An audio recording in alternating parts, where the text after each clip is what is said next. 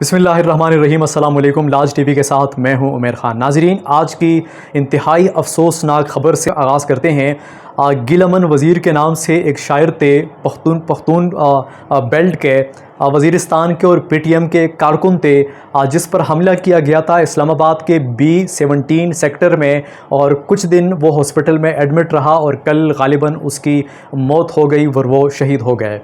इस पर बात करेंगे कि गिलमन वज़ीर कौन था।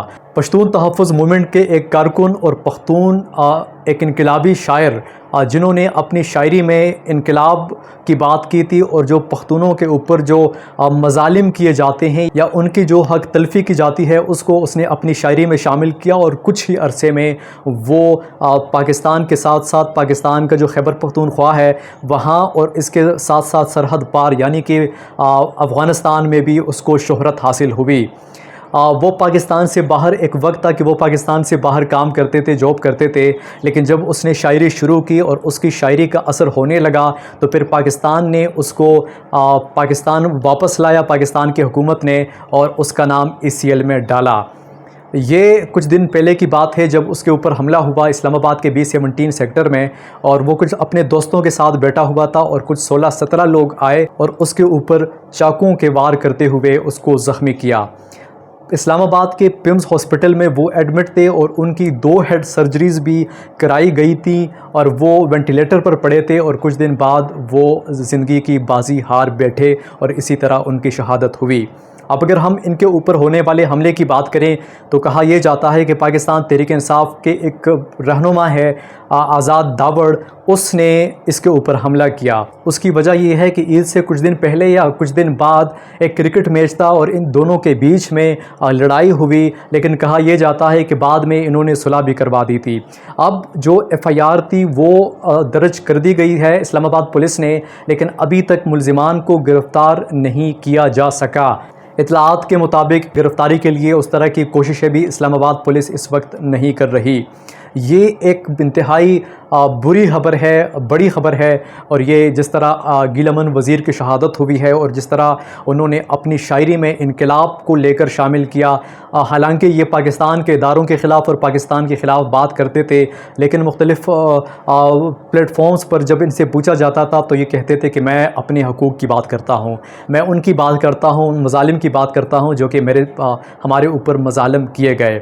बहरहाल ये एक अफसोसनाक ख़बर है, लेकिन पाकिस्तान का जो वजूद है ये भी इस कौम के लिए और यहाँ के लोगों के लिए इंतहाई ज़रूरी है। इसके साथ साथ दूसरी जो बड़ी ख़बर है, महसूस नशिस्तों का सुप्रीम कोर्ट में जो केस चला था और कल जो फ़ैसला महफूज हो गया था, और कल सुप्रीम कोर्ट का जो 13 रुकनी लार्जर बेंच था, फुल कोर्ट बेंच था, उसकी मीटिंग हुई और 1.5 घंटा वो मीटिंग जारी रही। 13 अरकान ने उसमें शिरकत की और इसी के ऊपर उन्होंने बात की कि पाकिस्तान तहरीक इंसाफ या सुन्नी इत्तेहाद काउंसिल की जो महसूस नशिस्तें हैं ये किसको मिलनी चाहिए और कानूनन ये किसके खाते में जा सकती हैं।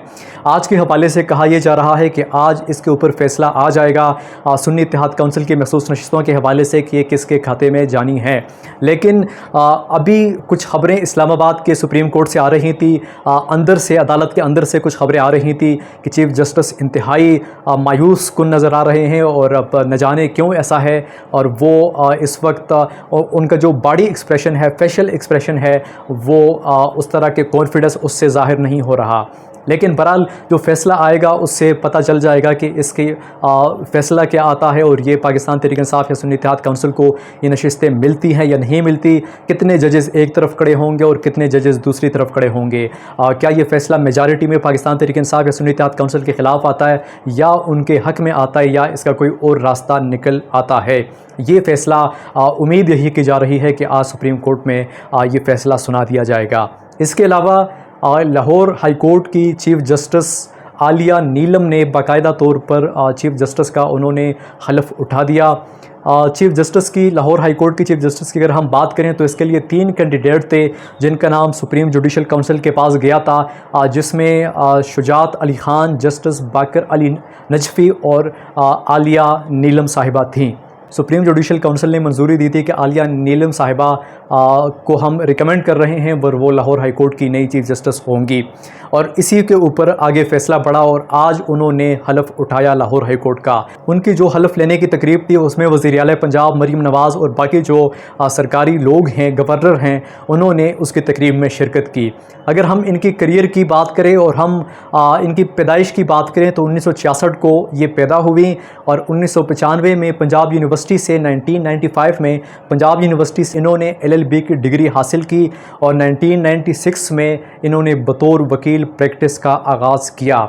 अब यहाँ पर एक चीज़ है, 2 जजेस को जो इनसे सीनियर थे उनको नज़रअंदाज करके तीसरे नंबर पर जो नाम आता है उसको बनाना chief justice Lahore high court का, ये एक मेरिट के ऊपर जिस तरह फ़ैसले किए जाते हैं उस तरह का फ़ैसला नहीं है। इसके पीछे कहानी क्या है? क्या ये पाकिस्तान मुस्लिम लीग नून को सपोर्ट करेगी या इंसाफ के तकाज़ों को पूरा करेगी या देखेगी? ये आने वाला वक्त बताएगा और ये इनकी कारकर्दगी के ऊपर और इनके इंसाफ के ऊपर एक बड़ा सवाल होगा।